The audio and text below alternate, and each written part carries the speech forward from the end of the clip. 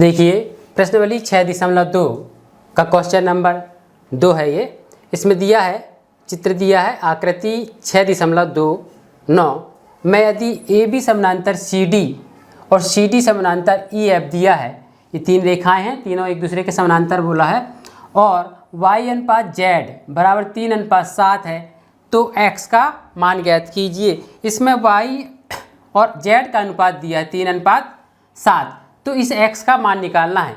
ये देखिए, मैं आपको, यदि आप कक्षा 9वीं पढ़ रहे हैं और आप इस वीडियो को देख रहे हैं तो ये इस प्रश्नावली का मोस्ट आईएमपी क्वेश्चन है। आप ध्यान से देखिए इसको कि किस तरह हम इसका x का मान निकालेंगे। देखिए क्वेश्चन में दिया है ए बी जो रेखा है वो सी डी के समानांतर है और सी डी रेखा ई एफ के समानांतर है, तो आपस में परस्पर समानांतर है तीनों रेखाएं।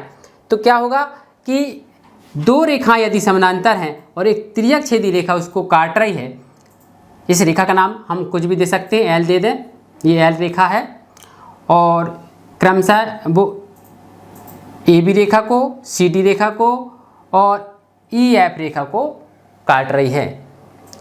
तो देखिए दो समानांतर रेखाएं को एक तिर्यक छेदी रेखा काटती है, तो अंतः एक ही ओर के बनने वाले अंतः कोणों का योग 180 अंश होता है। इसी पॉइंट को आपको याद रखना है, मतलब x + y बराबर क्या हो जाएगा, 180 अंश हो जाएगा। इस पॉइंट को याद में रखना है, और ये अनुपात जो दिया है उसको लेके हम y का मान निकालेंगे। देखिए किस तरह सॉल्व करेंगे इसे।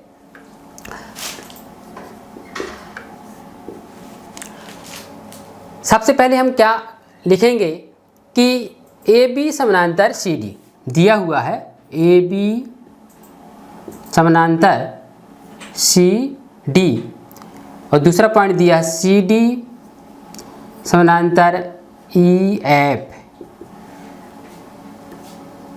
कहाँ से ले लिए, दिया से, ये दिया है। अब जब दोनों समानांतर हैं तो ये और एल रेखा उसको काट रही है, तो हम क्या, अंतः जो एक ही ओर के बनने वाले संगत अंतः कोण है, जी दोनों अंतः कोण है x और y, तो इन दोनों का योग क्या 180 अंश होता है। तो लिखेंगे कोण x + कोण y बराबर 180 अंश। एक पॉइंट और लिखेंगे, यहाँ देखिए बीच की रेखा को आप थोड़ी देर के लिए हटा लें मन से, तो क्या हो जाएगा, ए बी समानांतर ई एफ है, तो ये जो x है वो कोण z के बराबर है। ये देखिए दोनों एकांतर कोण है, अंतः एकांतर कोण है, x बराबर z। इसी पॉइंट को लिखना है आपको, कोण x बराबर कोण z। यदि z के बारे में कुछ मालूम होता है तो वही x के बारे में मालूम हो जाएगा अपने को, क्योंकि x बराबर z है, कहाँ से, एकांतर कोण से, अंतः एकांतर।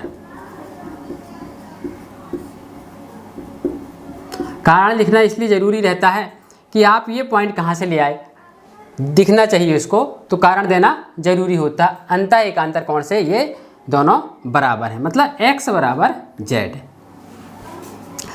अब जो अनुपात दिया है, देखिए क्या दिया है, y अनुपात z बराबर क्या दिया है, 3:7 दिया है, तो y बटे z बराबर 3/7 लिखेंगे हम।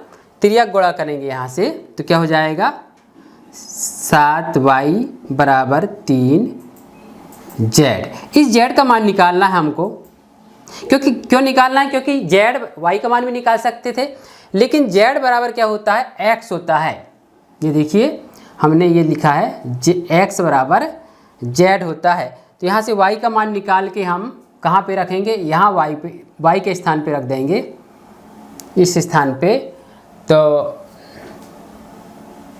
देखिए निकालते हैं यहाँ से y का मान, x + y, x का z का मान निकाल देते हैं। देखिए z का मान हम यहाँ रख देंगे, तो देखिए z बराबर निकालेंगे, क्योंकि z बराबर x है, तो z बराबर क्या हो जाएगा, z बराबर हो जाएगा 7y बटे 3। 7y बटे 3 z का मान निकल गया। अब ये हमको एक मान लें, समीकरण एक मान लें, इसको नहीं, इसको मानेंगे, एक मान लिए, तो देखिए अपने को कुछ दिमाग लगा के हल करना है। तो z का मान हम कहाँ रखेंगे, यहाँ x के स्थान पे रखेंगे, क्योंकि x बराबर z होता है। अब देखिए हम यहाँ पे लिखेंगे समीकरण 1 से 1 में क्या लिखेंगे, x के स्थान पे हम ये z का मान रखते हैं, क्या रखेंगे 7y/3 प्लस y है, यहाँ से y का मान निकल जाएगा बराबर 180 अंश। यहाँ क्या लिखेंगे, कारण हम कोण x बराबर कोण z, तो z का मान जो है उसको हम x के स्थान पे समीकरण 1 में हम x के स्थान पे रख दिए। अब देखिए यहाँ पे हल करेंगे इसको, तो हल करने के दो तरीका है, एलसीएम निकाल के भी हल कर सकते हो और बटे में 3 है 3 का गुणा कर दो। तो देखिए एलसीएम निकालेंगे यहाँ पे, तो 3 एलसीएम आ जाएगा, 3 का भाग 3 में एक बार जाएगा, 1 का गुणा इसमें करेंगे तो 7y, इसके बटे में कुछ नहीं 1 मान लेते हैं, 1 का भाग 3 में 3 बार जाएगा, 3y हो जाएगा प्लस 3y बराबर 180 अंश। अब देखिए त्रिया गुणा कर देंगे तो 18 × 54 हो जाएगा ये, तो 7y और 3y जुड़ जाएंगे तो 10y बराबर क्या हो जाएगा 18 × 54 और 1 0, ये 18 × 54 त्रिया गुणा होगा यहाँ से। इस y का मान निकालेंगे तो y बराबर क्या हो जाएगा 540/10, ये 0 से 0 कट गया, तो क्या बचा 54 बचा, तो y बराबर क्या निकल गया 54 निकल गया, ये 54 अंश। y का मान क्या निकल गया, ये 54 अंश निकल गया।